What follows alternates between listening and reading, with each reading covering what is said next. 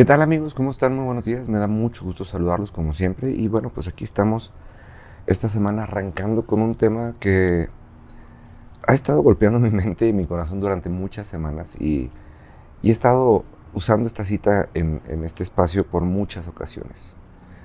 Decía Jesús que en el mundo sufriremos aflicción, pero que tengamos calma, porque ciertamente Jesús ha vencido al mundo.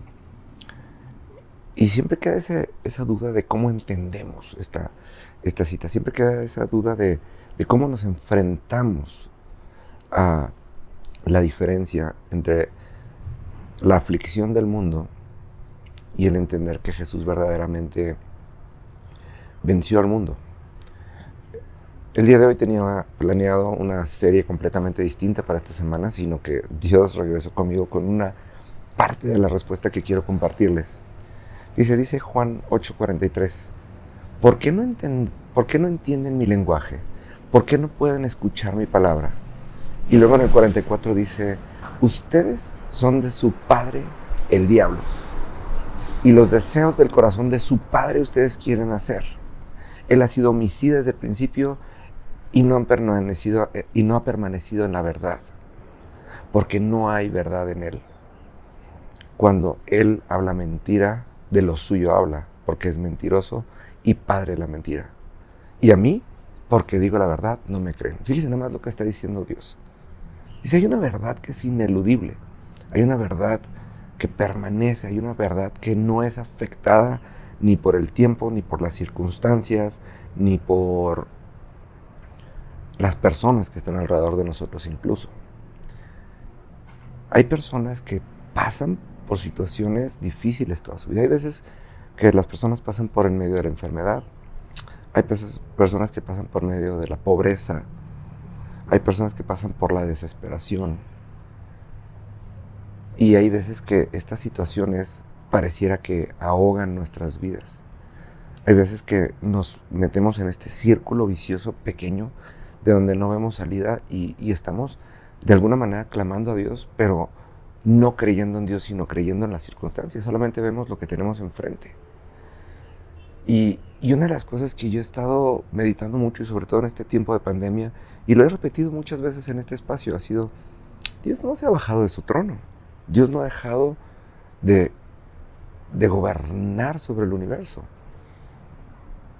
En la presencia de Dios no deja de haber plenitud de gozo. A pesar de la pandemia, a pesar del coronavirus, a pesar de la crisis que muchas personas están enfrentando.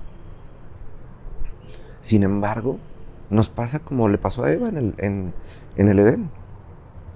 Eva estaba rodeado de todo lo que era grandioso, de todo lo que era increíble. Y de repente el diablo la hizo enfocarse en una verdad corrompida. Y no le dijo, ustedes pueden ser como Dios. Cuando Dios desde un principio había dicho que había creado al hombre y a la mujer a su imagen y a su semejanza. O sea, se parecían a Dios y tenían la capacidad de expresar el carácter de Dios. Sin embargo, la mentira del diablo los alejó de esa verdad. Y de repente anhelaron algo que ya tenían de una manera corrompida, de una manera retorcida, que los llevó a desobedecer a Dios. Uso mucho en este espacio la cita de Deuteronomio 28, que habla acerca de las bendiciones de la obediencia. Y la verdad es que me impacta siempre el hecho de estar escuchando una y otra vez, si tú escuchas atentamente mi voz y la obedeces. Y entonces hay una serie de promesas. Pero dice, después del versículo 12 o 14, dice, pero si no, y entonces empiezan todas las consecuencias de la desobediencia, del decidir escuchar la voz equivocada. Nosotros podemos ver la situación que hay alrededor de nosotros, pero también tenemos que ver la realidad del reino de los cielos. También podemos ver las cosas que no han dejado de ser. Yo he visto a muchas personas ser bendecidas en extremo en este tiempo, que les pasan cosas diferentes a las que le pasan al mundo que está aterrorizado por un virus. Esto quiere decir, ciertamente hay que ser cuidadosos. Tenemos que cuidarnos, ¿no? Salir lo menos posible, usar tapabocas, limpiarnos las manos con gel constantemente. Sí, eso es cierto. Pero el hecho de que el coronavirus pueda afectar nuestra economía, nuestras familias, nuestro todo, híjole, mano. Mire, platicaba hace unos días con alguien. Les digo, qué cosa tan terrible que está muriendo tanta gente en medio de esta pandemia. Pero ¿no dice la Biblia que es Dios quien tiene, ahora sí que designada la hora en la que habremos de morir? Si nos pusiéramos en otro contexto, las mismas personas estarían muriendo el día de hoy por la voluntad de Dios. El modo a lo mejor puede variar, o sea, y tengo que ser muy claro con esto. Si nosotros decidimos no cuidarnos, si nosotros decidimos no obedecer a nuestras autoridades, porque ese es el mejor de los reflejos. Si no somos capaces de obedecer a nuestras autoridades en la tierra, menos vamos a obedecer a las autoridades en el cielo.